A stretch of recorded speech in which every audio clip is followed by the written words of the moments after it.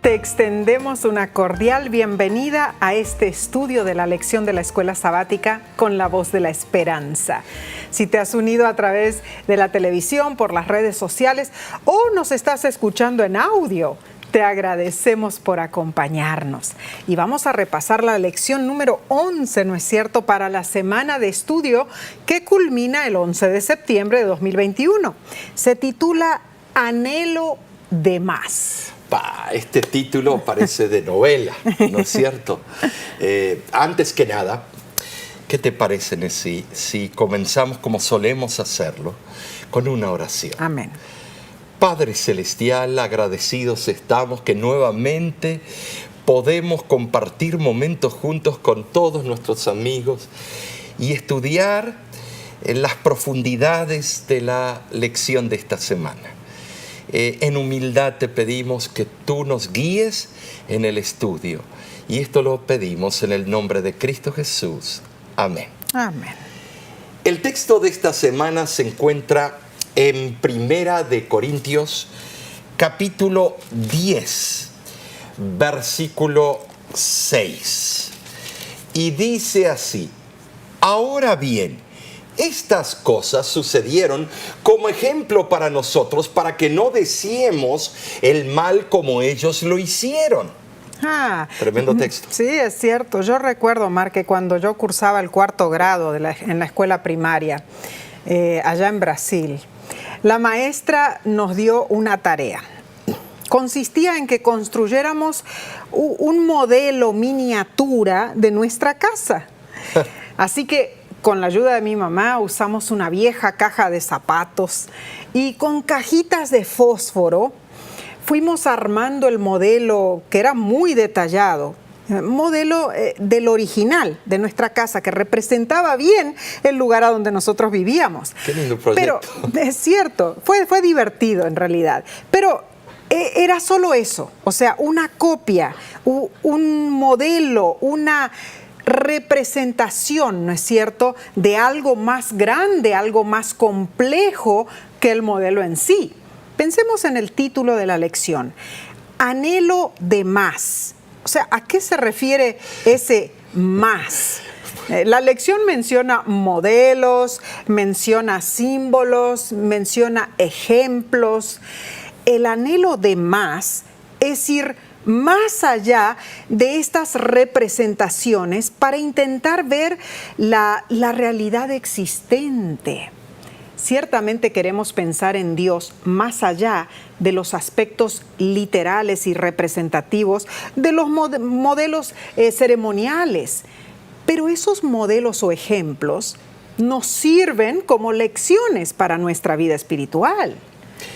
No solo eso, Nessie, sino que esos modelos marcan la pauta. ¿Cierto? La pauta de los pasos a seguir. Así es. Las escrituras están llenas de modelos en miniatura, de actividades, de instituciones que apuntan a las realidades celestiales más grandes. Todos los modelos son así. No son los originales, pero funcionan como símbolos de los originales. Un modelo nos ayuda a captar la esencia del original. Así es. Para nunca, pero nunca, yo diría, Nessie, que nunca pueden igualar a lo original. Lo real, claro. Tratan de hacerlo, pero no. El modelo sirve para ayudarnos a comprender mejor de qué se trata el original. Muy cierto. Bien lo recalca la pluma inspirada. Todo el sistema de los tipos y símbolos era una profecía compacta del Evangelio, una presentación en la cual estaban resumidas las promesas de la redención. Ahora, los autores de la lección mencionan que Hebreos capítulo 4 presenta una de estas simbologías de la realidad en lo que respecta a la cuestión bíblica del descanso. Y qué bueno que estamos pensando en esto, porque Hebreos 4 nos invita a entrar en el descanso de Dios. Y es cierto, hay una simbología. El símbolo es el séptimo día de reposo, el sábado. como se especifica en Hebreos capítulo 4, versículo 4. Pero esto no es lo mismo que entrar en el descanso de Dios, como deja claro todo el capítulo de Hebreos 4. De hecho, muchos de los que guardan el sábado no entran en el verdadero descanso. ¿Por qué? Porque son incrédulos. O sea, observan el sábado, pero no al Señor del sábado. Si pensamos en los estudios de todo este trimestre, este capítulo de Hebreos 4 es uno de los más significativos en cuanto al descanso en Cristo. Y no se trata de los símbolos en sí, sino de lo que estos significan. Y también de entrar en relación con aquel que desea que encontremos su precioso don del descanso. ¿Cómo? Descansando en Él. Ahora, tengamos en claro esto. Los rituales y los símbolos no pueden salvar. Son una figura del que sí puede salvar. Dios no es una especie de máquina que podemos arreglar o utilizar de acuerdo a nuestras intenciones. La razón por la que Dios instituyó todo el sistema de símbolos no fue para su beneficio, sino para el nuestro. La cruz del Calvario es así también, hermanos. No es un mecanismo por el cual Dios arregla nuestra salvación, porque la cruz en sí es muerta, es inanimada. Claro. Sino el que fue colgado en la cruz es el que nos salva. La cruz solo señala a aquel que resucitó de la muerte. Amén. Y nos regala vida eterna. Amén. Cristo Jesús. Sí. Gloria a Dios. El problema de ver la religión solamente como reglas y símbolos es que no nos permite entrar en la relación que Dios nos desea, sí. Claro. Desean de nosotros. Una en la que hay comprensión mutua, amor y aceptación de la verdad y también sí de la justicia. Qué hermosa lección estudiaremos esta semana, Omar.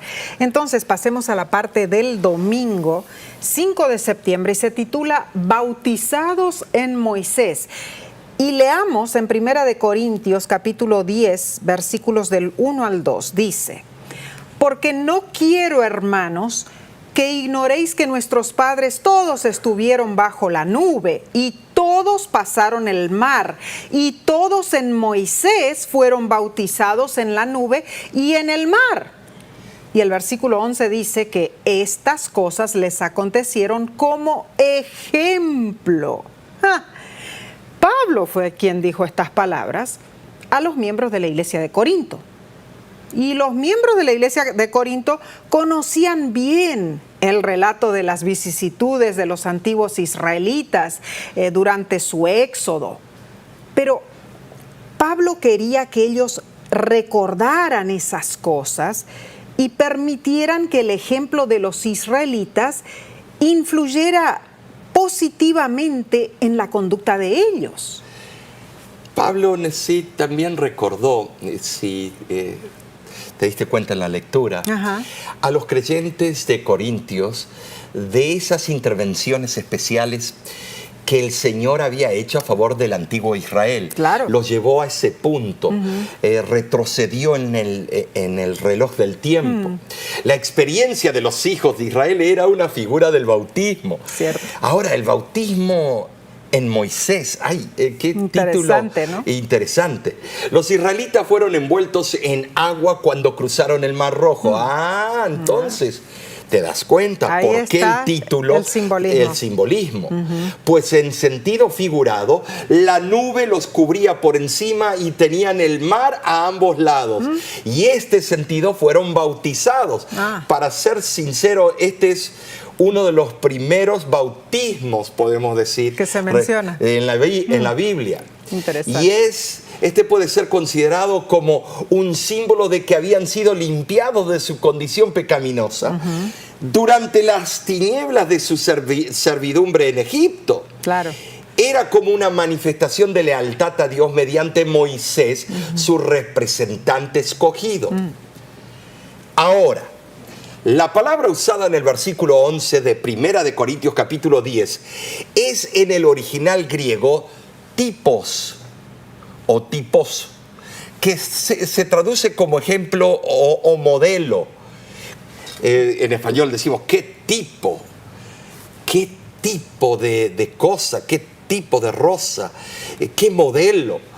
Pablo consideraba importante el uso de simbolismos del Antiguo Testamento para enseñar a los primeros cristianos las verdades reveladas por Dios. No estaba escrito el Nuevo, solamente el Antiguo. En Hebreos 8:5 reitera el significado del tabernáculo como un modelo y dice: es figura y sombra de las cosas celestiales, como le fue advertido a Moisés cuando iba a erigir el tabernáculo. Pues dice: mira, haz todas las cosas conforme al modelo que se te ha mostrado en el monte. Y esto nos hace pensar, porque vemos además que Pablo mencionó la comida espiritual, haciendo referencia al maná. Y siendo que el pueblo de Israel tomó agua de la roca, Pablo identificó la roca como Cristo, Amén. como vemos en 1 de Corintios 10:4. Y vemos otros simbolismos también, como Jesús el pan de vida, como lo vemos en Juan 6:48, y Jesús el agua de vida, Juan 4:10. Es interesante, Omar, leer la Tosefta. Sí. La Tosefta es una de las fuentes legales de la literatura rabínica. Que no se menciona mucho, No. porque hablamos mucho del Talmud, mucho del Mishnah, Es cierto. pero esto es tremendo. Pero la Tosefta, que presenta una tradición sobre el agua que abastecía a Israel, el agua que salía de la roca, y dice así: el pozo que estuvo con los hijos de Israel en el desierto era como una roca llena de agujeros, parecida a una zaranda, de la cual se escurría el agua y salía como de la boca de un frasco. Ascendía con ellos a la cima de las montañas y descendía con ellos a los valles. Doquiera que Israel se quedaba, también se quedaba frente a la entrada del tabernáculo. Esto es impresionante, Es Omar. impresionante que se describe que la piedra tenía agujeritos Wow. y que de cada agujerito salía el agua. Tremendo, tremendo. Bien lo dijo Pablo. La roca simboliza al Salvador Jesús. Él es la roca, no Pedro. No. Él es la roca segura de la cual todos podemos depender para vivificarnos, Amén. tomando la bebida que apaga la candente sed de la verdad divina. Así es. Pedro Nesí era Petros, una piedrecita, canto rodado, pero Cristo es la verdadera Petra, Amén, la amén. piedra de ángulo, es la Petra de Oreb, Claro. que emana el agua de vida eterna. Así es. Jesús está siempre con su pueblo, con nosotros, a través de toda esta vida terrenal, y Él vigila constantemente para responder a nuestras necesidades cuando clamamos a Él. Amén. Y va que clamamos a Él. Alabado Somos, sea Dios. a veces más que clamores hacemos, somos quejones. Este mundo es un desierto árido y triste que no proporciona ni alimento ni agua al alma hambrienta y sedienta de la verdad espiritual. Pero nuestro amante Salvador está siempre dispuesto y puede apoyarnos, sostenernos, fortalecernos cuando desfallecientes clamamos al único que podemos clamar, a Él. Amén, amén, Omar. Qué bendecida seguridad tenemos en Cristo. Y Omar, cuando pensamos, por ejemplo, en este pueblo de Israel, peregrinos allí en el desierto, ¿no es cierto? Sí. Teniendo esa agua bendita que provenía de la roca, y luego vemos que Pablo hace esa simbología o ese ejemplo que él utilizó, ¿no es Sí. cierto? Identificando la roca como Cristo Jesús. ¿Qué es esa roca para nosotros? O sea, bien Esa lo dijiste. es la pregunta. Es aquello en que nosotros podemos confiar. Dios está Anclarnos. allí. Claro, claro. No hay duda alguna. Así que te invitamos a pensar en la experiencia de los israelitas del Antiguo Testamento. ¿Qué lecciones puedes tú aprender del ejemplo de ellos? Yo me doy cuenta, Omar, que los israelitas pasaron por sus muchas y variadas vicisitudes con el solo fin de proporcionar ejemplos a nosotros. ¿Será esa la razón? No. No, yo creo que sus tristes experiencias sirven como un ejemplo adecuado para impresionarnos a nosotros con la importancia de evitar las faltas que ellos cometieron, ¿no es cierto? Así es. Así que ojalá, Omar, que en oración podamos aprender de los errores de ellos para no repetirlos. Este estudio está increíble. interesantísimo. No solamente interesante, debemos notar, nosotros estuvimos allá en el Sinaí, bueno, el supuesto lugar que dicen, Cierto. Y nos mostraron dónde está el Monte Horeb, y entonces ahí vimos también el Monte Or, donde fue sepultado, algunos dicen Aarón. Fuimos a los lugares sacros y vimos, no se puede creer que en ese desierto paupérrimo salga agua, pero es tan increíble ese desierto, hay partes que no hay nada, ni siquiera un arbusto. Tremendo. Es puro tierral. Y 40 años pasaron. 40 años en ese tierral. Eso es increíble, y que Dios les daba aire acondicionado de día, le daba un calentón de noche y le daba agua que sobreabundaba para darse su baño, higiene, tomar, purificada, que jamás sufrieron de malaria, no sufrían de mosquitos, de nada. Tenían todo en un paquete. Todo. Y qué falta de fe de este pueblo, ¿no es cierto, Nesí? La verdad que sí. Y entonces, Omar, para continuar con la parte del lunes va a ser importante porque habla del ritual y los sacrificios. Pero antes tomaremos una breve pausa. Volvemos en unos instantes, no te vayas.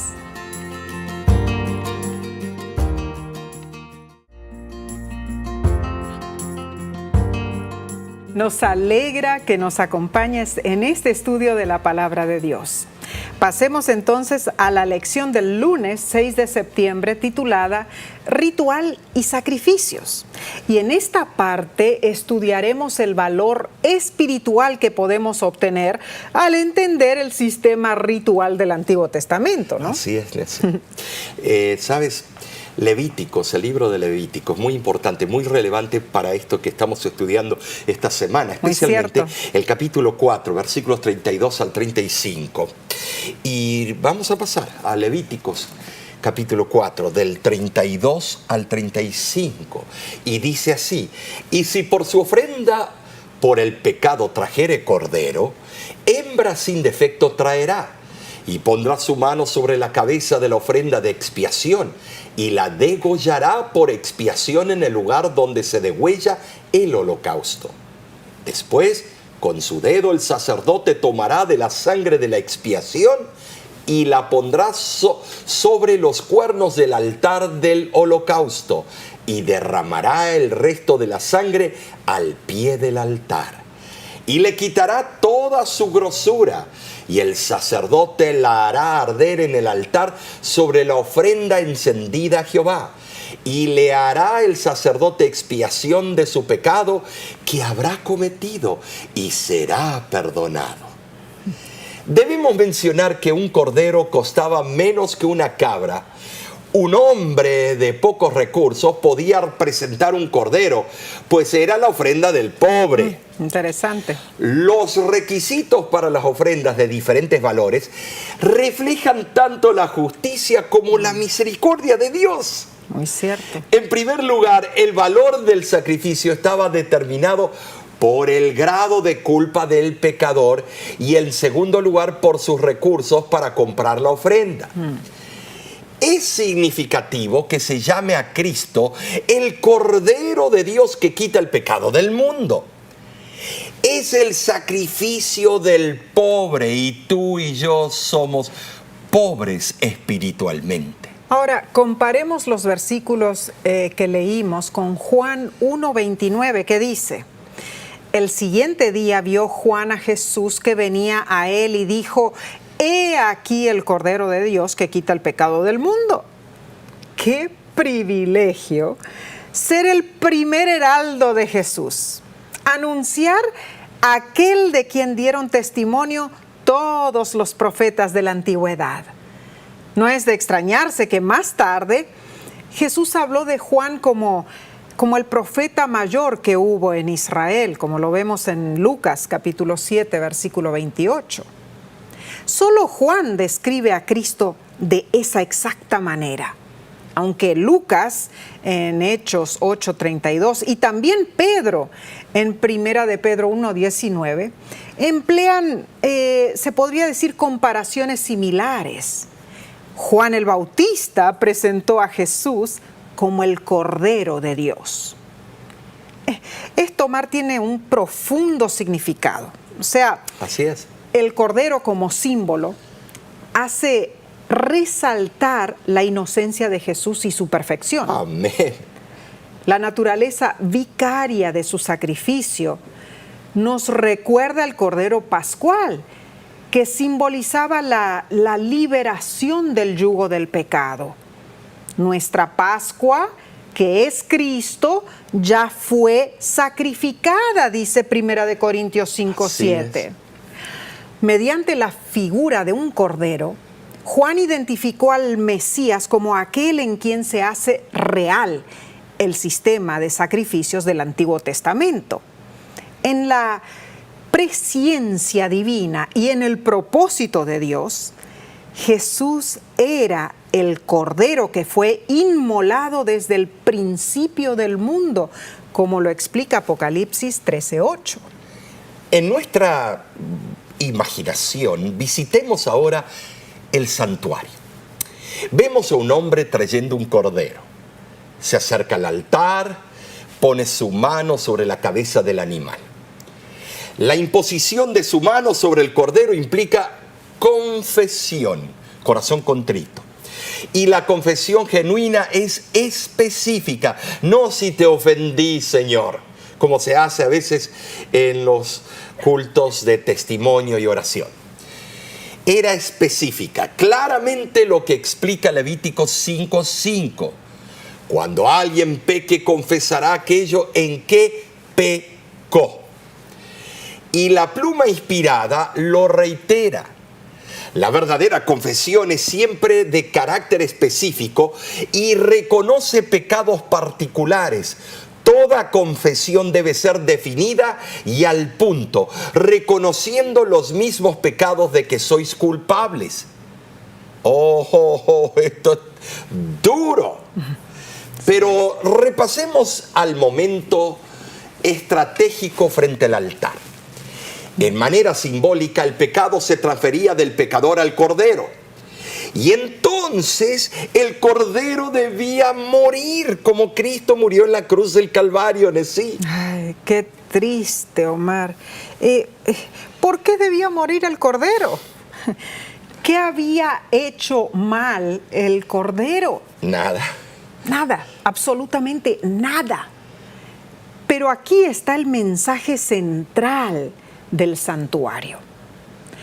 Cuando confesamos nuestros pecados, son transferidos a Jesús, el Cordero de Dios. ¿Quién mata el sacrificio? El pecador arrepentido lo hace. El pecador arrepentido que ha transferido su pecado al único que puede ser su sustituto. Cristo Jesús. Amén. Amén por eso. Pero en el tabernáculo el ritual continuaba. Pensemos en esto. El sacerdote, después de haber hecho toda esa ceremonia, tomaba la sangre del animal sacrificado y la rociaba ante el velo en el lugar santo del santuario. La persona común, por supuesto, nunca podía entrar en el santuario. O sea, cuando los pecados de esa persona eran transferidos al santuario, quedaban ocultos a la vista humana. Nadie podía verlos. Estaban cubiertos. ¿Por qué? Por la sangre del Cordero Cristo Jesús. Y así sucede cuando venimos a Jesús y confesamos pecados específicos. Nuestro corazón obtiene paz. Nuestros pecados son transferidos al santuario celestial. En ese mismo momento podemos decir: cuánto está lejos del oriente del occidente, así ha alejado de nosotros nuestras rebeliones. Entonces, ya no tenemos que llevar la carga, la culpa, la vergüenza, la condenación del pecado, porque todo ha sido transferido al Cordero Cristo Jesús. ¡Ay, amén por eso! Nuestro sacerdote viviente lo lleva a través de su sangre al santuario celestial. Y esto es relevante, Nesí. Amén. ¿Por qué tiene que llevar esto al santuario celestial si allá están las cosas perfectas? Ahí está la pregunta, ¿no es cierto?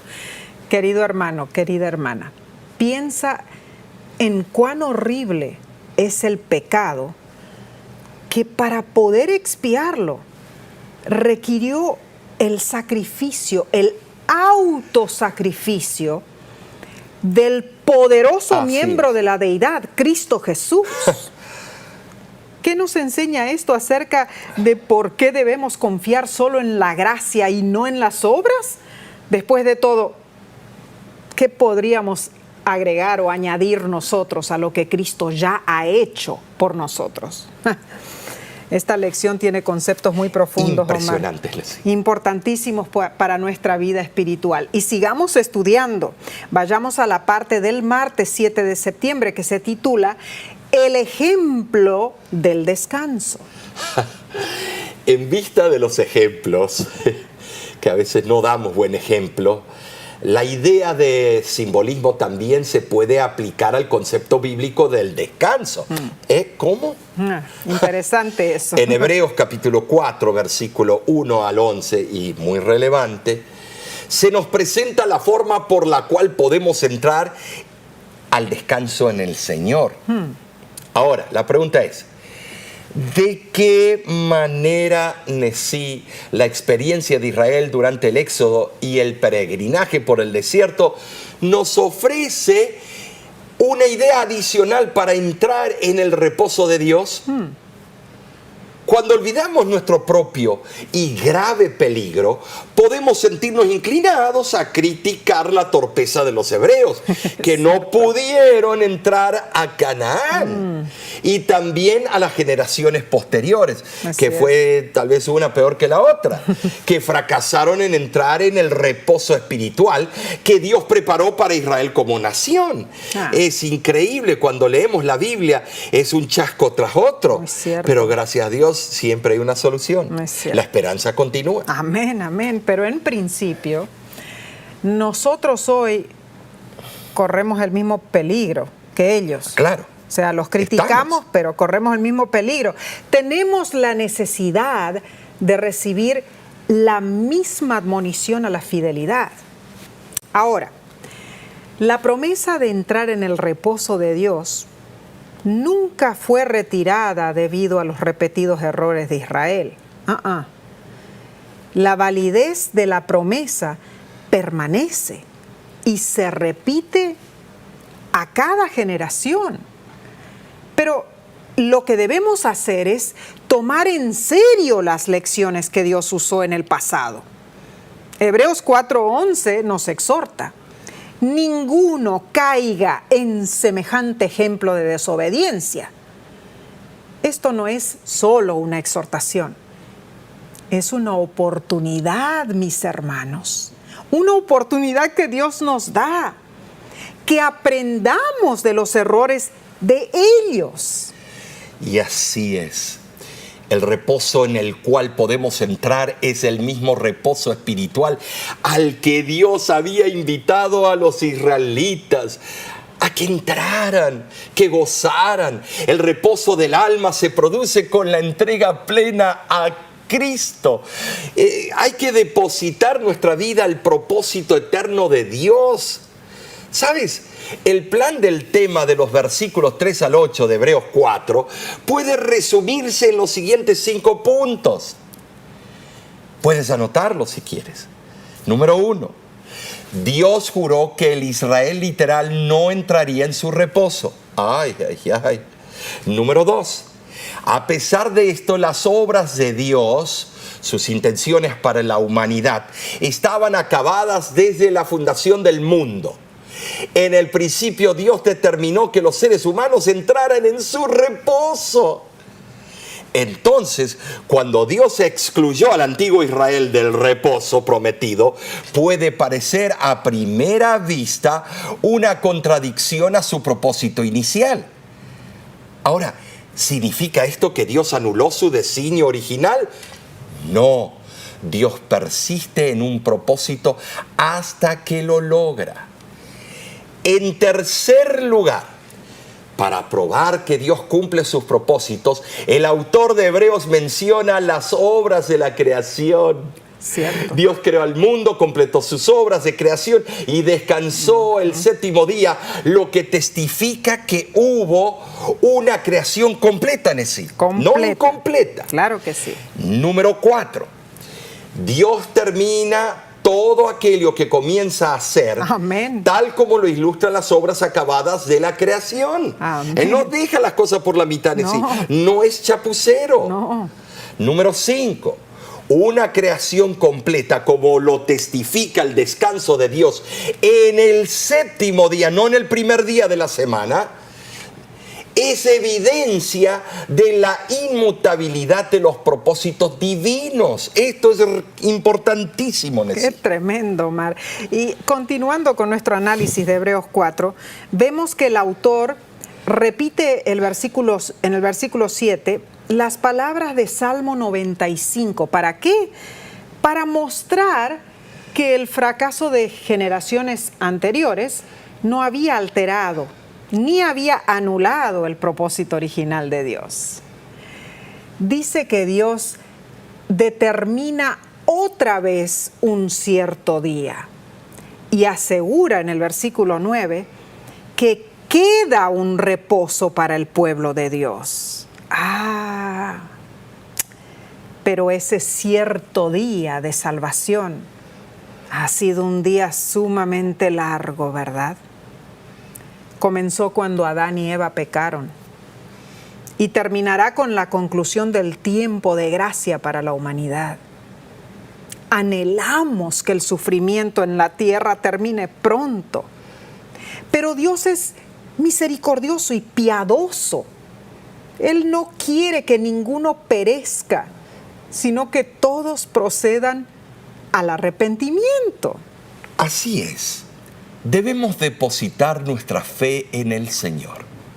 Y esto es algo que debe ocurrir como una experiencia personal con tu Salvador personal, con Cristo Jesús.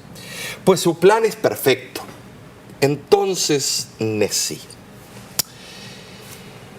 al entrar en el reposo, en el descanso de Dios, ¿qué significa confiar en la gracia salvadora de Jesucristo?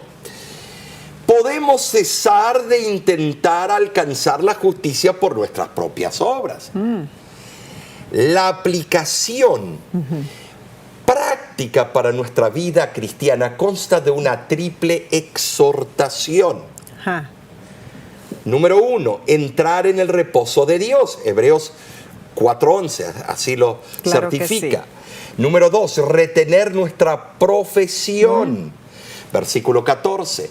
Y número 3, acercarnos confiadamente, concienzudamente al trono de la gracia. Amén. Versículo 16. Si hacemos caso a esta admonición, ¿sí? Disfrutaremos del reposo que Dios quiere que experimentemos en esta vida y llegaremos victoriosos a nuestra meta final, la vida eterna. ¿Sí? ¡Ay, qué hermoso! Hay que reaccionar. Así es. La verdad es que ninguno de nosotros merecemos la gracia de Cristo. Él sufrió la muerte agonizante y dolorosa en nuestro lugar. Así es. Pero en nuestra vergüenza, en nuestra culpa, Jesús nunca nos rechaza. No. Él se acerca con amor, nos acepta.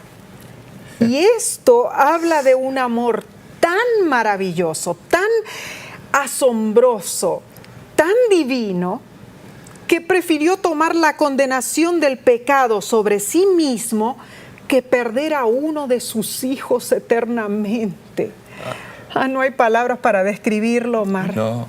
Esta es una historia de gracia infinita. Es la historia del amor inconmensurable del Salvador por ti, por mí, por ti, Omar. Así es. Así que te invitamos a aceptarlo en tu vida. Acepta lo que Él te está ofreciendo. Atesóralo, pues su amor no tiene precio. Y di en este momento con nosotros: Jesús, yo te doy mi corazón. Amén. Mientras lo haces, tomaremos un breve receso, pero volvemos enseguida, no te vayas.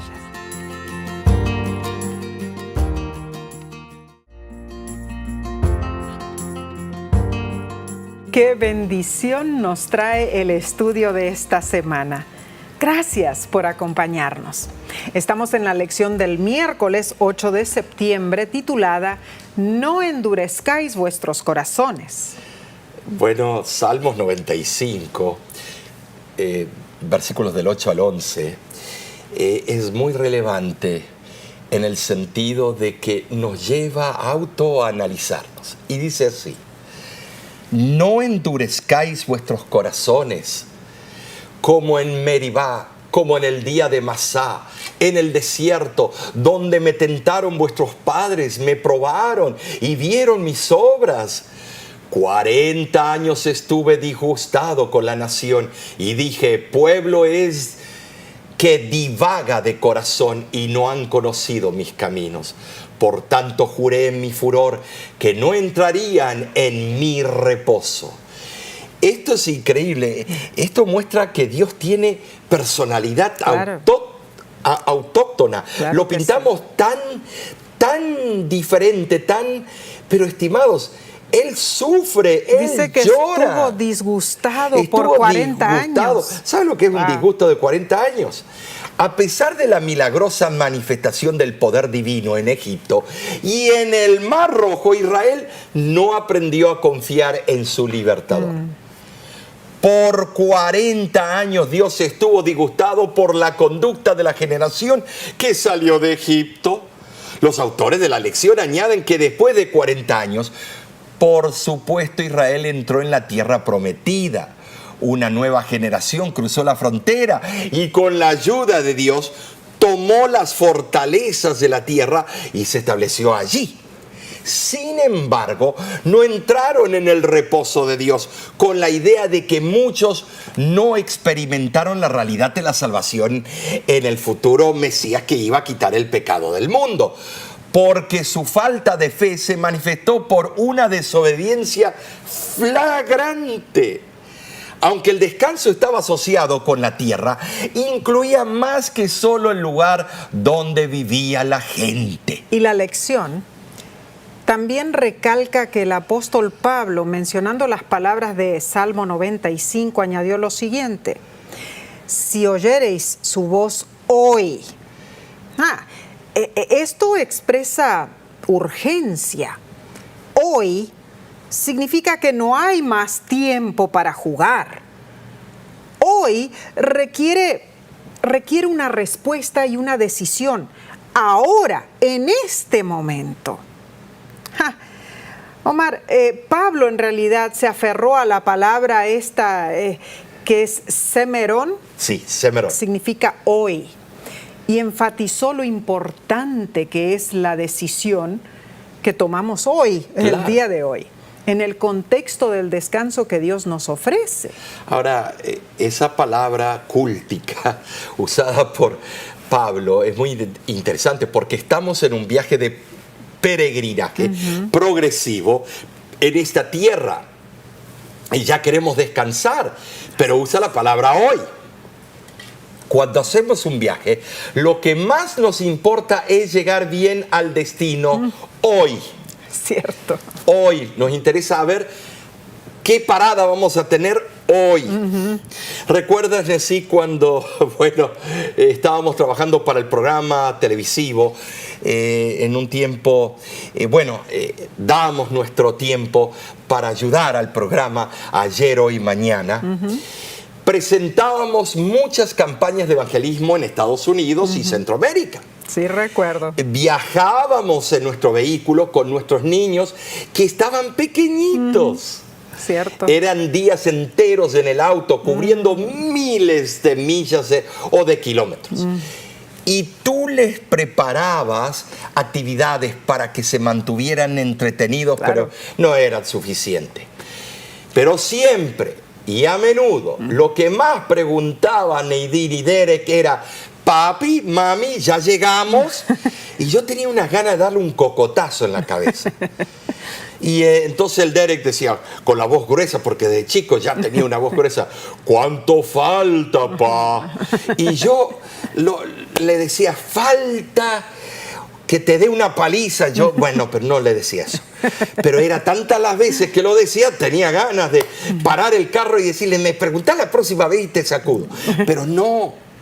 Así es con nuestra vida espiritual. Viajamos por esta tierra buscando llegar a la patria eterna y nos preguntamos también: ¿cuánto falta, Señor? Es cierto. ¿Pero por qué le hacemos la pregunta? Si ya sabemos, los marcadores del tiempo están allí. ¿Saben por qué hacemos la pregunta? Es nada más para ponérselo delante de la cara de Dios, delante de la nariz. Y decirle, como para reclamar, ¿no? Reclamar. Yo te estoy esperando, pero ¿cómo estás demorando? Pero la demora es nuestra, porque si Él vendría en este mismo momento, no hay uno que se salve. ¿Cuánto falta? ¿Cuánto falta? No, preocúpate, ¿qué me falta? Ajá. Pero mientras nos preguntamos eso, debemos decidir entre dos bandos. Cierto. La pluma inspirada nos dice: hoy se envía a los ángeles para que ministren a los que serán herederos de la salvación, para que les ayuden a escapar de la esclavitud del poder de Satanás. A todo ser humano se le da libertad de elección. Debe decidir si permanecerá bajo la bandera negra de la rebelión o bajo el estandarte ensangrentado del príncipe Emanuel.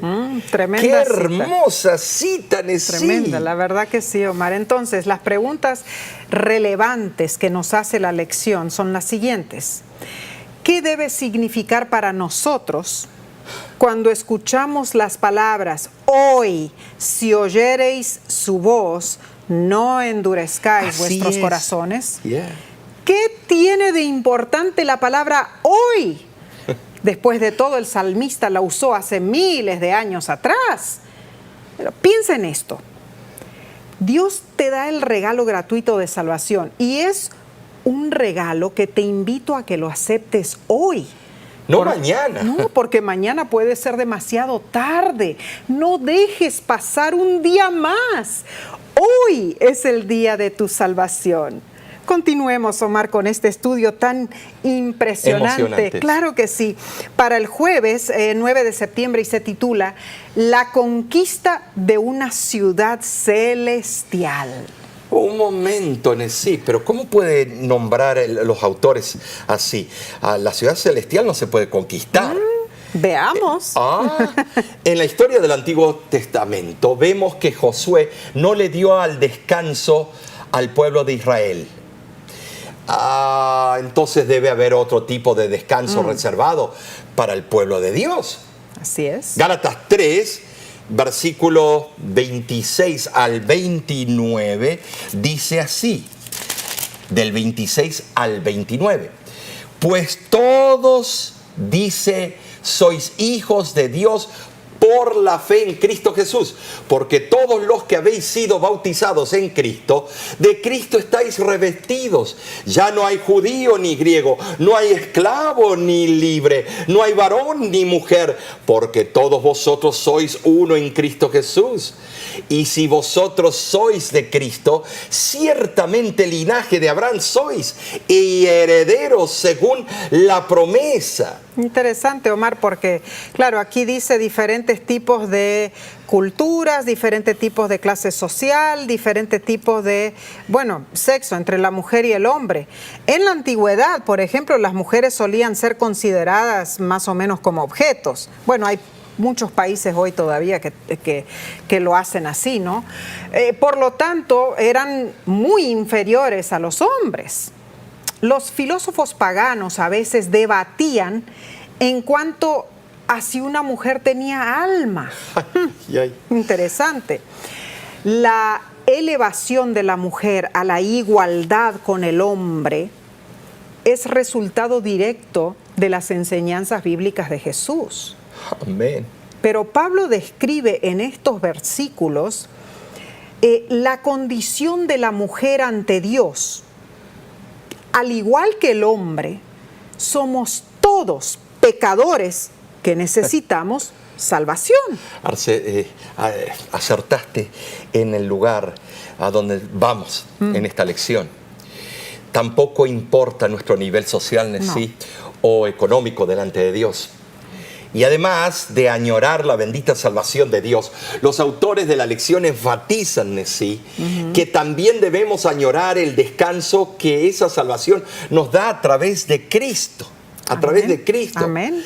Y mencionan que el descanso especial de Dios ha estado presente desde la creación, y la celebración del descanso en el día sábado ofrece una pequeña muestra semanal de ese descanso que obtendremos en el día final. ¡Qué hermoso! De hecho, para los judíos el sábado se entiende como un pequeño precursor del Olam Haba, el mundo por venir. El descanso sabático que permanece para el pueblo de Dios y que hace eco del descanso de Dios en el primer sábado de la historia de la tierra, significa que podemos dejar nuestras propias obras y cargas y confiar en que Dios cumplirá su promesa de salvación para nosotros. Preciosas esas palabras. Entonces, el guardar el sábado hoy es una pequeña un pequeño recordativo del día final, cuando estemos en la patria eterna gozándonos con nuestro Señor. Es un micro recordativo del macro evento que se nos viene. Descanso pequeño ahora, descanso eterno y grandioso. Amén, después. amén. La lección de esta semana nos ha llevado por un recorrido de diferentes puntos muy importantes. Fueron los siguientes y vamos a verlos. En primer lugar, en 1 Corintios 10, Pablo utilizó la experiencia de Israel en el desierto para advertirnos que no hagamos el mal. Número 2, en Levítico 4, vimos los requisitos para la ofrenda por la expiación del pecado. Número 3, en Juan 1:29 leímos que Jesús es el Cordero de Dios que quita el pecado del mundo. Número 4, Hebreos capítulo 4 describe el descanso sabático que aún permanece hoy. Y número 5, Salmo 95 nos invita a que no endurezcamos nuestro corazón. De lo contrario, no podremos entrar en el descanso de Dios.